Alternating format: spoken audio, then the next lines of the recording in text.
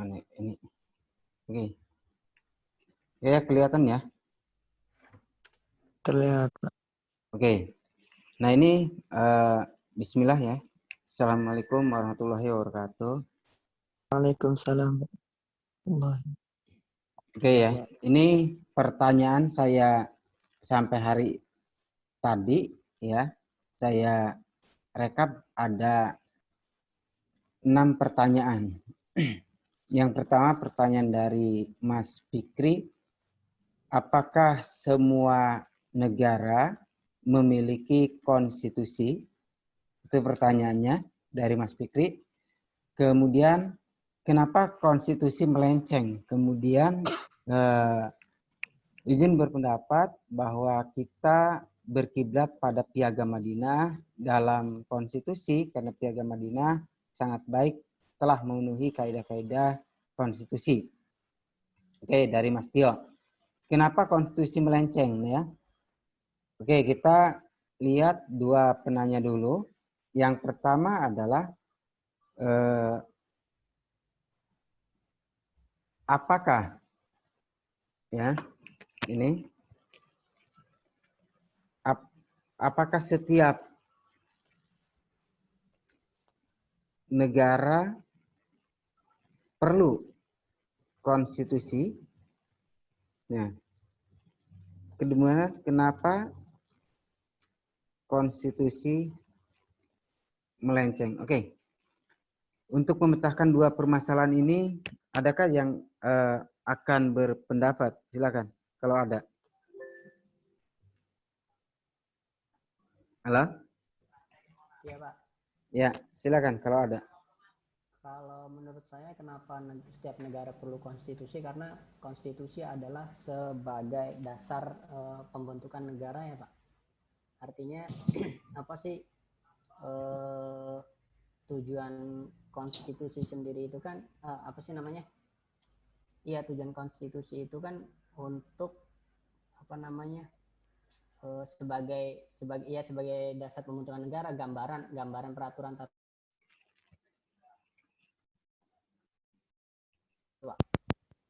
Yonas? Cek. Ya. Halo. Ya, dengar nggak? Nggak kedengeran, Pak. Yang lain bisa dengar suara saya nggak? Sedikit kecil, Pak. Oh, kecil. Ya.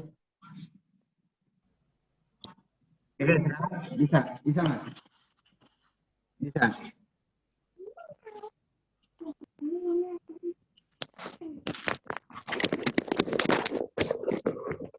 Bisa nggak sekarang? Halo?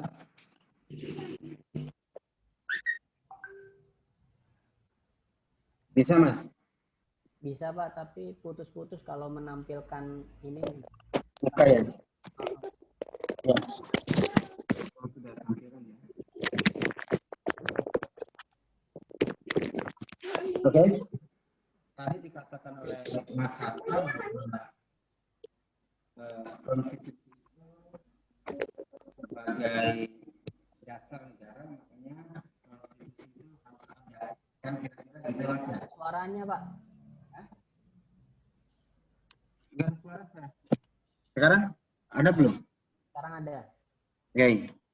Tadi kan dikatakan oleh Mas Hatta bahwa konstitusi itu harus ada di negara.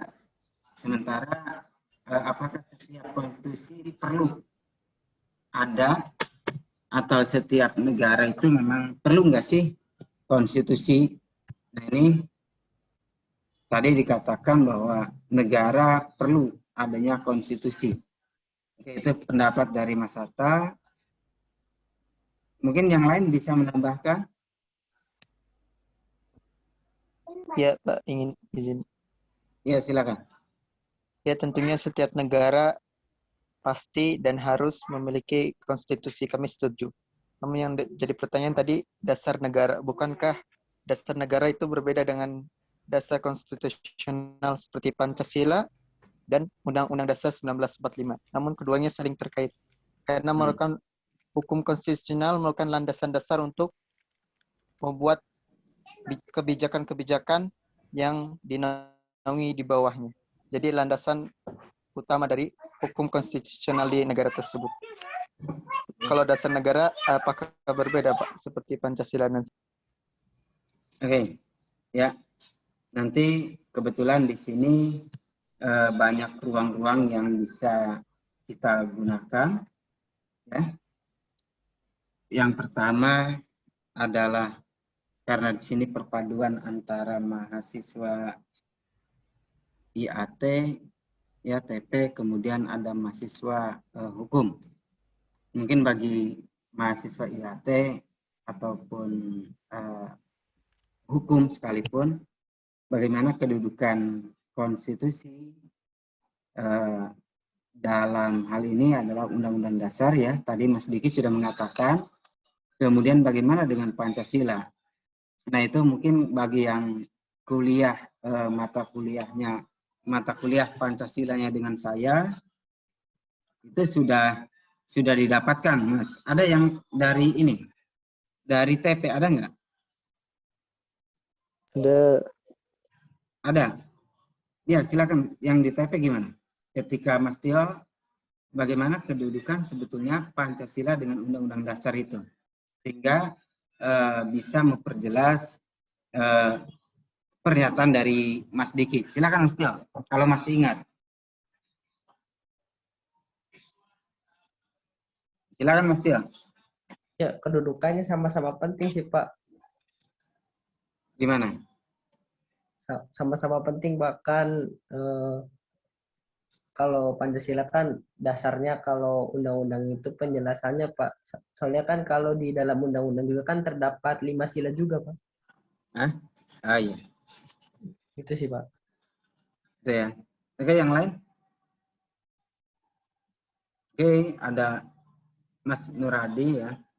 Oke, yang lain. Jadi gini, mungkin pas mata kuliah saya berkenaan dengan mata kuliah Pancasila, itu ada yang tidak masuk, ya, karena di sini baru 18 yang masuk. Jadi gini, ketika saudara-saudara berbicara tentang Pancasila, itu kan dijadikan bahwa Pancasila yang pertama dari SD sampai hari ini kita dapatkan sumber dari segala sumber hukum. Itu ya. Kemudian mungkin Mas Diki ketika melihat tayangan pembelajaran tadi yang di YouTube juga melihat bahwa konstitusi itu sebagai dasar dalam pembentukan hukum. Nah, kan itu Mas ya. Jadi mungkin itu Mas Diki yang membuat di mana sih sebetulnya kedudukan keduanya atau seperti apa, Mas? Halo Mas Diki. Sandi apa Diki tadi, Pak? Oh, Sandi ya, Mas Sandi. Iya, Mas Sandi. Sandi, Pak, bukan Oh, iya. saya. Iya, Mas Sandi, silakan. Iya, baik, Pak. Menurut kami mungkin Pancasila itu dasarnya ya, cita-cita atau tujuan, gagasan dasarnya. Sedangkan Undang-Undang Dasar itu seperti implementasinya yang diwujudkan dalam peraturan perundang-undangan. Bagaimana, Pak? Ya, itu kan bukan masalah bagaimana. Kita hari ini sedang kuliah konstitusi, ya. Kan hampir mirip dengan yang dikatakan oleh Mas Tio, ya. Coba kita kembali lagi Pancasila sebagai sumber hukum. Pertanyaannya, Pancasila itu sebagai sumber hukum negara atau Pancasila sebagai sumber hukum bangsa? Itu yang pertama, ya. Kalau Pancasila sebagai sumber hukum negara, maka Pancasila itu adalah materi atau isi, ya, isinya. Coba kemarin kalau tidak salah kita pernah membahas yang namanya mata sumber hukum, ya, Mas Sandi. Pertemuan kemarin kita membahas sumber hukum, kan? Ya, baik. Iya. ada sumber hukum yang namanya sumber hukum material, ya, yaitu Ya. sumber hukum yang menentukan isinya atau nilainya. Kemudian yang kedua ada sumber hukum yang sifatnya adalah formil dari bentuknya. Nah, kalau kita melihat kepada Undang-Undang Nomor 11 Tahun 2012 tentang tata urutan peraturan perundang-undangan, memang Pancasila tidak ada. Makanya Pancasila ya itu dijadikan sebagai sumber materi dari pembuatan hukum. Sedangkan kalau Undang-Undang Dasar itu bukan caranya, tetapi itu adalah perwujudannya, ya, yang membentuknya. Karena kalau kita bicara cara, maka akan terjebak kepada ya hukum acara, yaitu ya hukum acara. Oke, jelas Mas ya? Oh iya, Pak. Baik, Pak. Jelas. Oke, ya, itu Terima kasih. tambahannya.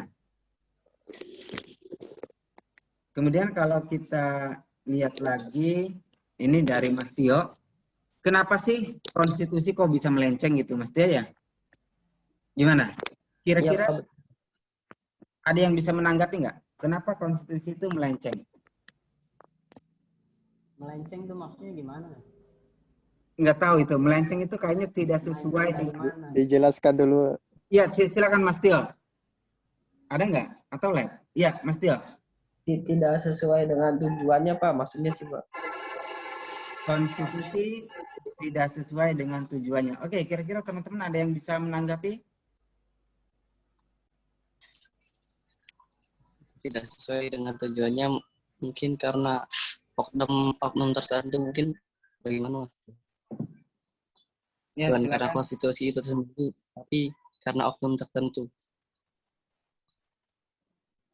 Karena adanya oknum sehingga konstitusi tidak sesuai gitu ya. Sementara, oke, yang lain bisa, silakan.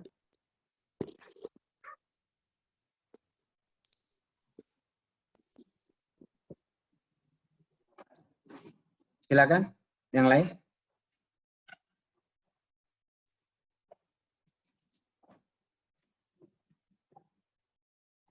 Oke, jadi kalau konstitusi itu ya, Mas Tio, Ya, Pak. jangan menganggap bahwa konstitusi itu melenceng. Itu yang pertama. Karena ketika kita bicara konstitusi berarti bicara undang-undang dasar. Ya. Kalau bicara undang-undang dasar, nilainya tadi kalau di Indonesia itu berasal dari Pancasila. Itu yang pertama. Dan yang kedua, ketika kita bicara undang-undang dasar juga, ya, itu adalah bentuk formalnya, perwujudannya. Nah, karena di dalam undang-undang dasar tidak ada catatan-catatan bahwa suatu undang-undang dasar harus secara rinci. Justru kalau dibuat secara rinci, nanti akan didapatkan muatan-muatan justru yang tidak jelas. Nah, ini yang menyebabkan bahwa suatu undang-undang dasar itu di formalnya adalah undang-undang dasar, tetapi muatan-muatannya itu adalah ya dalam nilai Pancasila. Nah, bagaimana kalau undang-undangnya ada undang-undang dasar itu ada nggak yang melenceng? Ya, itu ada, tetapi ya, kita tidak tahu, ya, tidak tahu sejauh mana undang-undang dasar itu melenceng. Karena gini, ketika kita berbicara konstitusi yang ada 4 ya, 4 ketentuan yang bisa diambil, yakni yang pertama adalah ada nggak jaminan, ada nggak di dalam konstitusi itu pembagian lembaga. Kemudian yang kedua, ada nggak pembagian tentang kekuasaan negaranya? Ada nggak perlindungan terhadap hak asasi manusianya? Ya. Dan yang keempat, itu ada nggak perlindungan terhadap kewilayahan? Nah ini. Ini yang masuk di dalam konstitusi. Semuanya kan hampir seluruh konstitusi itu ada. Nah, permasalahannya bukan di dalam konstitusinya, ya.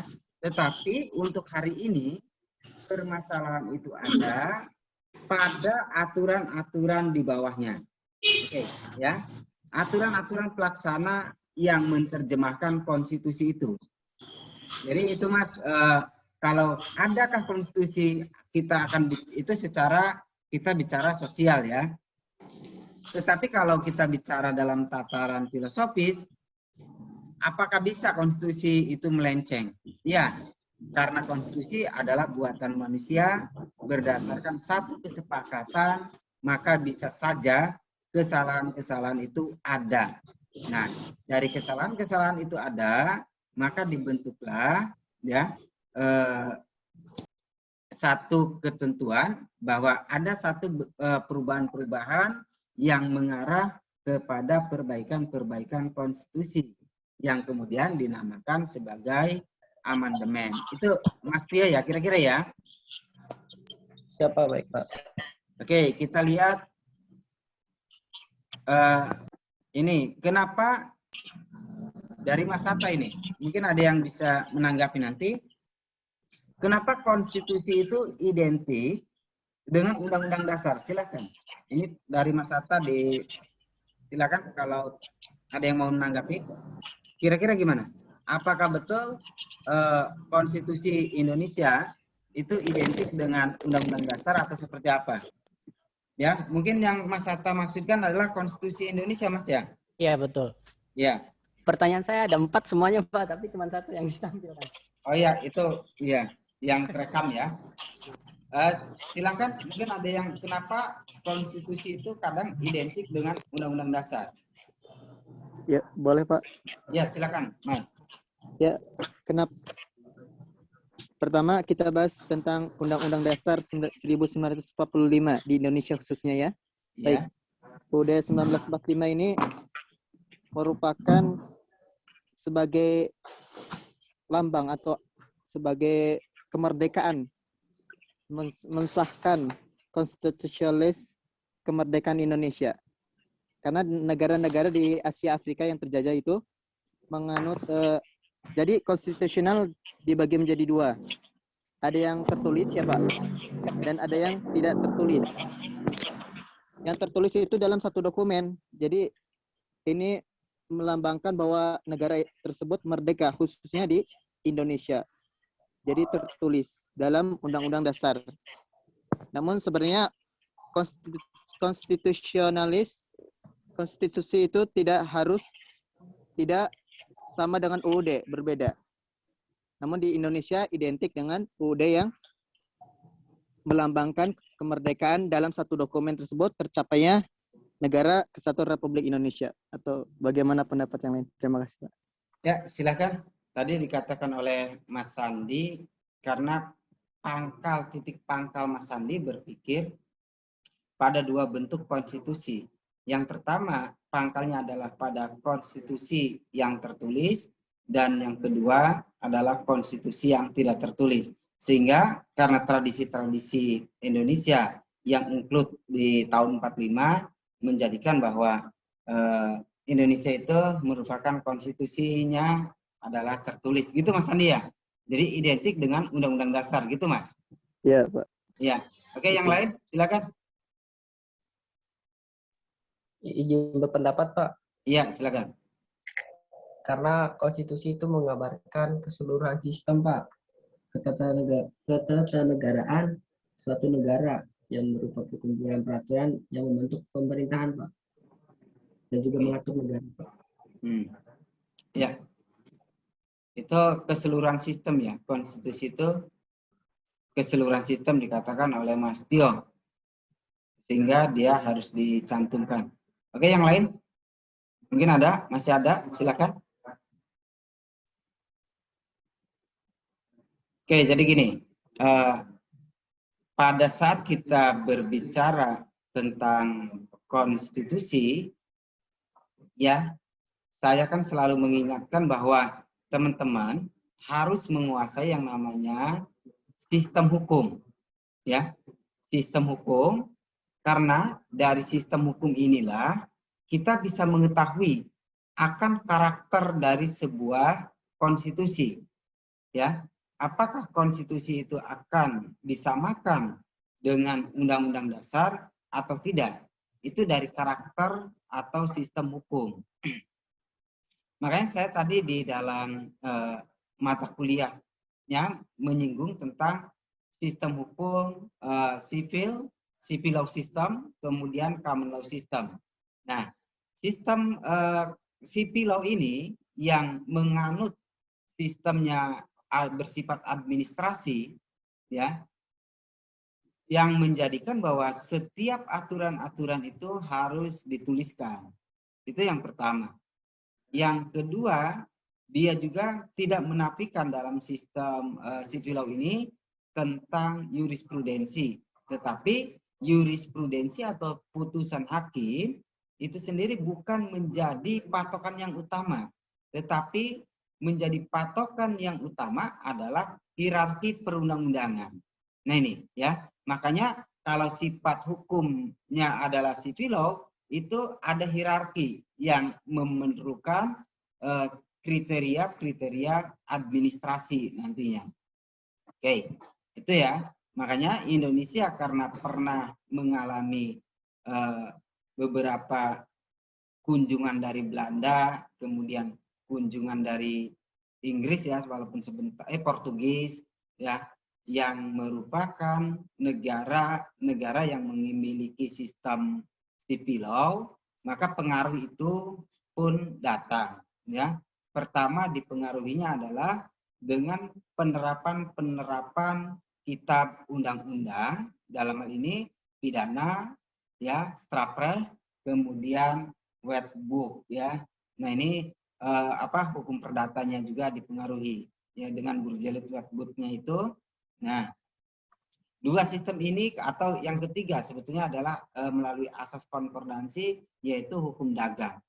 Nah, ada tiga yang kemudian karena sebelum Indonesia merdeka sudah dipengaruhi adanya tradisi-tradisi tertulis yang kemudian mengesampingkan tradisi-tradisi lisan di Indonesia, dan ini menjadikan bahwa generasi muda sekarang itu lebih condong kepada tradisi-tradisi hukumnya yang tertulis. Dan misalkan kalau tidak ada masyarakat yang mengenal hukum kebiasaan, itu akan dianggapnya sebagai mengada-ngada. Itu fakta bahwa keberhasilan ya kunjungan-kunjungan dari Eropa itu sangat fantastis terhadap perkembangan hukum Indonesia sendiri. Ya, tetapi berbeda dengan karakter yang civil law common law system, di mana karakter common law system ini bahwa lebih mengutamakan jurisprudensi, ya, di mana jurisprudensi itu adalah berpatokan kepada putusan hakim. Nah, makanya kalau teman-teman nanti melihat dua karakter itu, kita tarik dua-duanya antara civil law dengan common law ke dalam Prancis dan Inggris, karena ketika kita bicara trias politika Montesquieu itu dari Prancis, ada lembaga eksekutif, ada lembaga yudikatif, dan ada lembaga legislatif, gitu ya. Nah, tetapi di dalam tradisinya John Locke yang mengarah kepada hak asasi manusia, mengarah pada toleransi, di Inggris itu justru ada trias politikanya berbeda, yaitu yudikatifnya digantikan oleh lembaga federatifnya, ya. Nah ini legislatif digantikan oleh federatif. Jadi makanya di situ tugas hakim itu bertambah, jadi sebagai pembuat undang-undang. Nah jadi nanti kalau teman-teman penasaran, teman-teman bisa membandingkan trias politika ala John Locke ya, kemudian dengan trias politika ala Montesquieu yang dipengaruhi oleh tradisi hukum tertulis Prancis ya, kemudian kalau John Locke yang berkembang di Inggris. Nah, tetapi keduanya akan membawa ranah-ranah yang berbeda. Kalau tradisi John Locke trias politikanya ala John Locke, maka dia akan melahirkan kebebasan terhadap hak asasi manusia.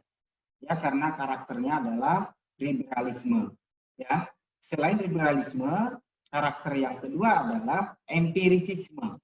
Oke ya, itu karakternya. Jadi John Locke sendiri mengatakan bahwa kebenaran itu adalah apa yang dirasakan oleh panca indera. Oke ya, apa yang dirasakan oleh panca indera itu dinilai sebagai kebenaran. Nah, ini bisa dilihat di dalam pembuktian-pembuktian di dalam persidangan yang ditanyakan oleh saksi terhadap oleh hakim terhadap saksi. Biasanya pertanyaan-pertanyaan itu adalah berkisar. Coba saudara saksi, mungkin di sini ada aparat juga ya, nanti bisa saling bertukar ketika melakukan investigasi yang dilakukan, apa yang Anda lihat, apa yang Anda rasakan, dan apa yang Anda alami sendiri. Itu adalah kriteria yang namanya empiris ya. Empiris di sini apa yang dilihat oleh panca indera. Berbeda dengan tradisi di Prancis yang akhirnya melahirkan tradisi Civil ya, yang dibawa ke Belanda kemudian dibawa ke Indonesia, justru dia kebenaran itu dinilai dari rasional. Jadi jangan-jangan bahwa apa yang ditangkap oleh panca indera itu bisa saja menipu. Ya, itu. Karena apa yang ditangkap oleh panca indera kadang menimbulkan subjektivitas. Oke ya, semacam itu yang dikatakan di dalam tradisi-tradisi hukum. Jadi gitu Mas Atta, kenapa tradisinya juga di Indonesia disamakan antara konstitusi dengan civil law. Itu berawal dari pendapatnya Jeremy Bentham ya, di mana pada tradisi-tradisi negara civil law menurut Jeremy Bentham bahwa undang-undang dasar itu disamakan dengan konstitusi. Makanya di Jerman ada Grundgesetz ya, itu sama dengan konstitusi. Kalau tadi perhatikan di tayangan YouTube. Kemudian di Belanda ada konstitusi sama dengan Grondwet. Nah itu ya. Jadi undang-undang dasar itu alasannya kenapa kita menamakan menyamakan antara undang-undang dasar dengan konstitusi. Karena dua-duanya antara konstitusi dengan undang-undang dasar kalau ditarik pada pemaknaannya itu sama ya. Istilah Belanda juga Grondwet ya. Grond itu dasar, wet itu undang-undang. Jadi undang-undang dasar. Kemudian di Jerman juga ada Grundgesetz ya. Grond itu dasar dan Gesetz itu adalah hukum yang sifatnya umum yang akan dihadapkan dengan perpasum, yaitu dari aturan-aturan dasar itu sendiri. Nah, oke Mas Atta, kira-kira seperti itu ya. Ya Mas Atta. Oke, kita masih punya waktu sekitar 6 menit. Ini karena teman-teman ada yang udah nge-WA saya, ada jam kuliah. Kemudian mengapa ya? Gimana? Silakan. Mengenai pertanyaan Mas Atta yang nomor 2, iya. Jika undang-undang sebagai dasar pembentukan negara adalah konstitusi tertulis, adakah negara pada masa sekarang yang menggunakan konstitusi tidak tertulis? Mohon penjelasannya. Yang saya ketahui itu Inggris tidak mempunyai konstitusi tertulis, karena yang saya tahu mereka punya sumber undang-undang yang sudah mengakar kuat dari zaman dahulu. Adapun aturan-aturan umum didasarkan dari keputusan hakim dari berbagai kasus di negara tersebut. Nah, atau berupa tradisi dari negara itu. Tapi bukan berarti Inggris tidak mempunyai konstitusi tertulis sama sekali. Mohon penjelasan lagi, Pak. Iya. Apabila salah. Jadi yang dimaksud dengan konstitusi tertulis dan tidak tertulis, ya, ini mengingatkan kepada dasar hukum kita semua, yakni tentang bentuk hukum yang tertulis dan tidak tertulis. Artinya gini, ketika tertulis itu bukan ditulis, gitu ya. Semua konstitusi, semua putusan jurisprudensi dalam ketatanegaraan Inggris itu pasti ada dokumennya tertulis. Tetapi maksudnya tertulis di sini tidak dalam bentuk satu aturan naskah yang terkodifikasi. Itu loh Mas, ya, terkodifikasi. Ya, itu yang dimaksudkan tertulis di sini. Seperti contohnya undang-undang pidana kan punya satu kitab. Oke, itu acuannya. Maka dari kitab-kitab ini nanti dimunculkan aturan-aturan misalkan yang khusus ya, perdata punya kitabnya, pidana punya kitabnya, hukum dagang punya kitabnya. Nah, dari tradisi ini Pak, kan ada hukum tentang perusahaan, ya, ada hukum tentang perkawinan di Indonesia. Itu yang akan dimaknai dari penarikannya adalah asas spesialis lex generalis. Nah, itu asas-asas nanti pemakaian asas-asas hukumnya di situ ya. Nah, ini nanti kita temukan setelah UTS. Oke, jadi Bu, saya hanya menegaskan bahwa yang dimaksud tidak tertulis itu bukan tertulis beneran ditulis, enggak ditulis, enggak.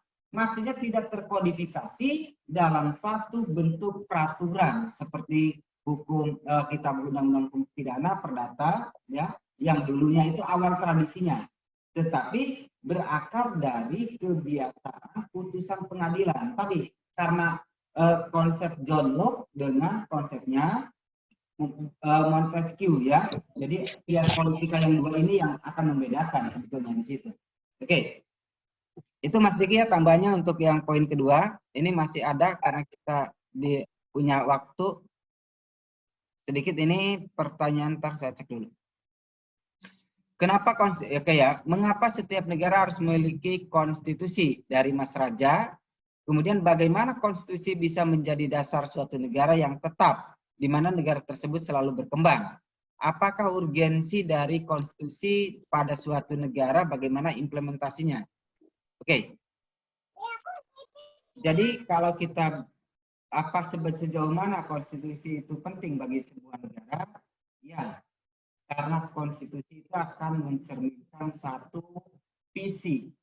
Kalau suatu negara tidak punya visi, maka tidak ada lagi napas kehidupan. Ya, coba kita tidak punya cita-cita. Semua kita yang ada di ruang Zoom ini, saya yakin punya cita-cita ya dalam hidupnya. Jadi visi itu akan menggantungkan diri pada cita-citanya. Jadi baik konstitusi yang tidak tertulis maupun tertulis semuanya punya dan harus dimiliki. Karena konsep lahirnya suatu paham konstitusi nanti Anda lihat dari teorinya René Descartes bahwa manusia itu sejak lahir dia punya ide, walaupun nanti dibantah juga oleh John Locke ya, bahwa kalau manusia sejak lahir punya ide, maka bagaimana dengan bahwa manusia dengan ada beberapa manusia yang memiliki ketertinggalan dalam berpikir gitu ya. Nah ini jadi memang perdebatannya sangat panjang sekali, yaitu perdebatan di setelah mid semester ada mata kuliah lanjutan dari mata kuliah ini yang namanya bagaimana penguatan lembaga negara itu ya, tentang kelembagaan negara. Oke, apakah urgent? Ya, tadi sudah dijelaskan. Bagaimana konstitusi menjadi negara dasar suatu negara yang tetap. Oke ya. Bagaimana konstitusi ini kaitannya dengan pertanyaan yang pertama menurut saya, bahwa konstitusi akan tetap selama tidak ada dilakukan suatu perubahan-perubahan. Nah ini kalau ada yang berubahnya tetap tidak masalahnya akan selesai. Oke ya. Kira-kira seperti itu. Nanti kita mulai masuk jam 2 ya. Mulai besok, tapi materi tetap paginya saya share dulu biar dibaca karena sekarang bulan puasa biar tidak terlalu lama ya. Tapi kalau bukan mata kuliah kita tetap saja 3 jam lama kan ya. Oke. Di sini sudah hadir, saya akan dulu ya. Mas Hatta, Tio, Risnanto, Diki, Endi, Ahmadudin, Wanardi, ya, kemudian ada Sandi, ada Agus Hanafi, Rohim, Linggar, Bambang Sugianto, Firman, Pak Rijal, Muhammad Husairi, Raihan Ilyas, Durrahman Lutfi, Fikri Muhammad, Ahmad Hudafi, Wahardi, Al-Helmi Muhammad, siapa nih? Ada lagi ya? Oke, itu yang datang. Kita akan lanjutkan minggu depan. Dan namanya akan saya upload di Masuk nih programnya. Ya, Pak Abdul Rahim, ya siap. Ya, saya akan upload sehingga nanti kalau ada komplain di kemudian hari silakan dibuka kuliah-kuliah kita. Ya, kita ketemu minggu depan dan silakan di screenshot ya masing-masing. Ya, oke Pak. Ya semuanya. Oke ya, kita akhiri. Wassalamualaikum warahmatullahi wabarakatuh. Waalaikumsalam. Waalaikumsalam warahmatullahi wabarakatuh. Waalaikumsalam warahmatullahi wabarakatuh.